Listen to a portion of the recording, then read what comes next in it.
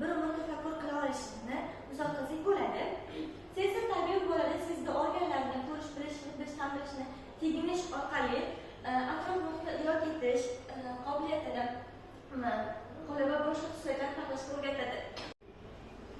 Sensor tarbiya ayniqsa maktabgacha yosh bolalarda juda muhim hisoblanadi. Faqatgina maktabgacha yosh bolalarda emas, balki bolaning tug'ilgandan boshlab sensor tarbiyani rivojlantirishga harakat qilish kerak bo'ladi.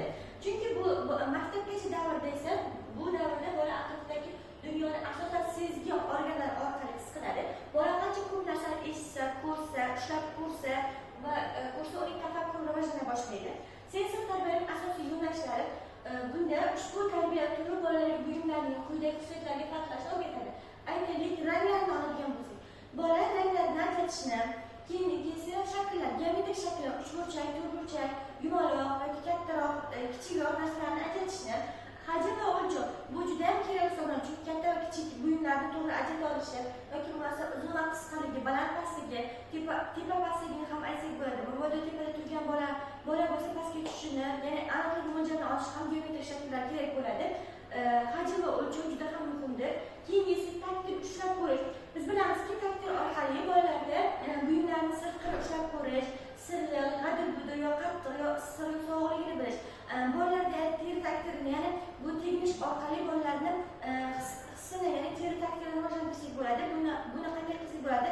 Ulardan bitta metodni qo'llasak, ya'ni oddiygina bolachani 3-4 yoshli bolachaga issiq choynak yoki issiq suvni ozgina qo'liga tekkizganda o'zidan o'zi refleksiya paydo bo'lishi, ya'ni qo'lni chiqarib olishi yoki bo'lmasa unga javob reaksiyani bildirishi bolaning teri taktilini rivojlanayotganligini ham bilsak bo'ladi.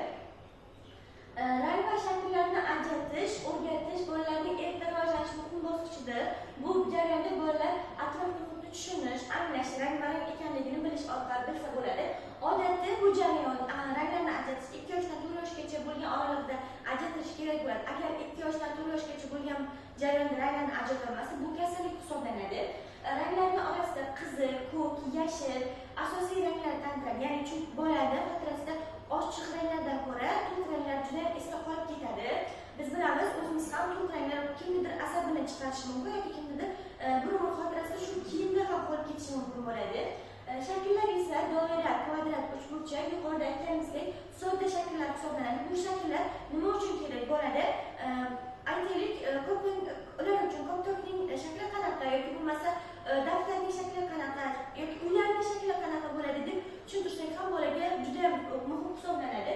Ta'lim jarayonida turli o'yinlar, rasm chizishlar va qurushlar foydalanadi. Har xil rangli kubiklar, shakllar, mozaikalar ushbu jarayonda qo'llanish mumkin. Rang va shaklni ajratish vizual idrokni va tanqidiy fikrlash ko'nikmalarini idrok qilishni juda ham kengaytiradi va bolalarni tafakkur qilishi, ranglarga qarab yoki ranglarga qarab, shakllarga qarab nima ekanligini bilishda juda muhim hisoblanadi.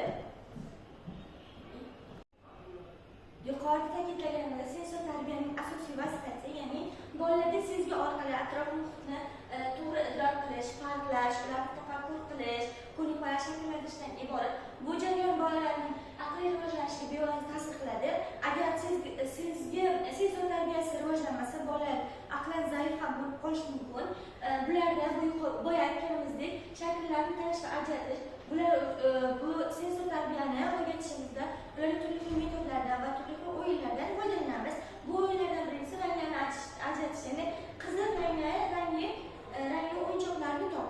Nimaga aynan qizil rang? Bu qizil rang bolaning xotirasida ko'p qolib ketadi. To'g'riroq rang bo'lsa, chunki u to'g'riroq rangda nafaqat bola, balki kattalarda ham bolalar tez xotirasida qolib ketadi. Qizil rangni top o'yini tushuntirish mumkin. Ya'ni turli xil ranglarni qo'yib, o'sha koptokchalar shaklida qo'yganimizda aynan shu rangni bola shu rangni olishini, qizil rangni olishi kerak bo'ladi. Shakllarni tanish va ajratishda bu metodimizda aytishimiz mumkinki, bu bola yuqorida aytganimizdek turli xil shakllarni qo'yib, aynan kvadrat, to'rtburchakni, to'g'ri kvadratlar, to'rtburchakni ko'pincha bolalar ham kattalar ham ajrata olmaydi. Bu bolada esa ko'proq to'rtburchakni top yoki bo'lmasa yumaloq shaklda turgan narsalarni ajratib chiqish kabi ham aytsak bo'ladi. Keyingisi hajm va o'lchov. Bu juda ham kerak hisoblanadi. Ya'ni katta, kichik, uzun, qisqa, keng va tor tushunchalarni shakllantirish, predmetlarni hajmiga qarab taqqoslash, tartiblash, eng kichikdan eng kattaga. Aytaylik,